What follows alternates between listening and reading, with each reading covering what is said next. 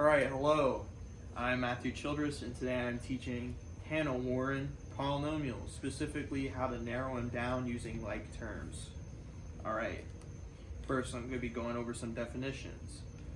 A polynomial is an expression made of constants, variables, and/or exponents combined using arithmetic operations. However, 1.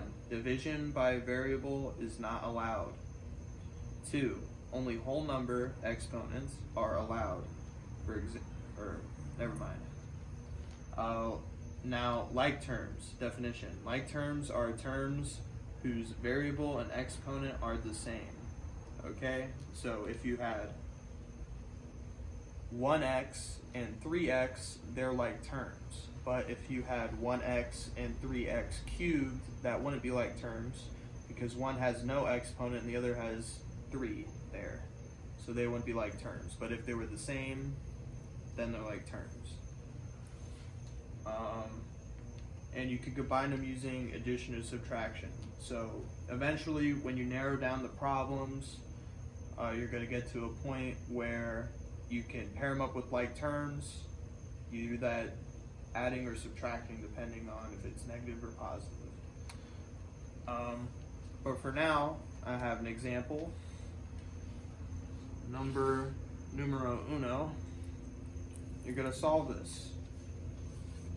X squared minus 4x plus 1 plus is separated by the parentheses plus 2x plus 3. You might not have enough room on that paper, so I guess you can just use the back if you run out of room. You can use this. Thank you.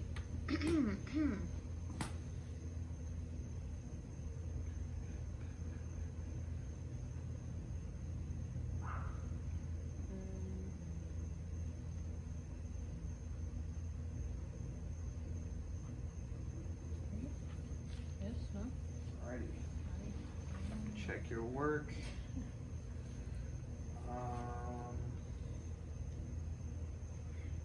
Yeah, she got it correct. So basically, I don't know if you can see this on the camera, but x squared is by itself, so x squared stays the same. Negative 4x and 2x are like terms.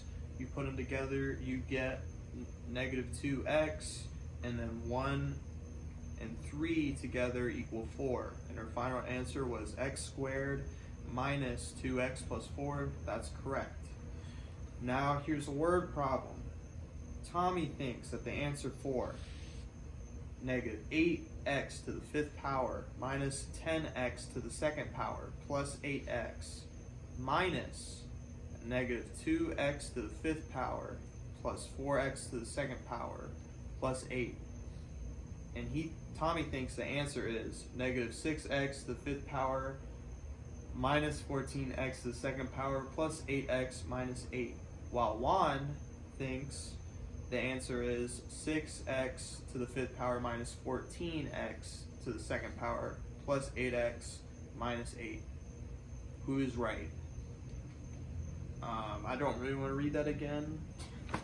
So here you go. Do you have any questions or anything like that? Yes. So considering this is the first word problem you've approached? Yeah, so the last word problem, we added them together, so what would I do since there's a minus sign between the two? Okay. So imagine this minus sign was a negative 1, and you distribute the negative 1 throughout that side. So negative 1 times negative 2 is 2. So this would be, well, I guess you figured that out. Yeah.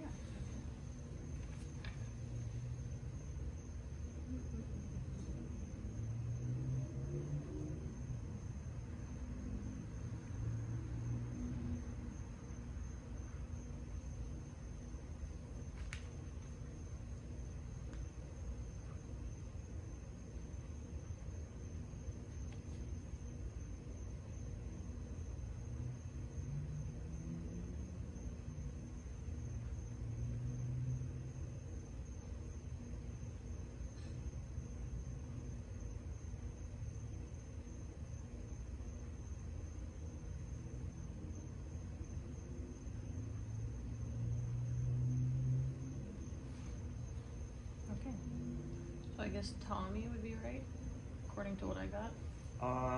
Yes, Tommy would be right.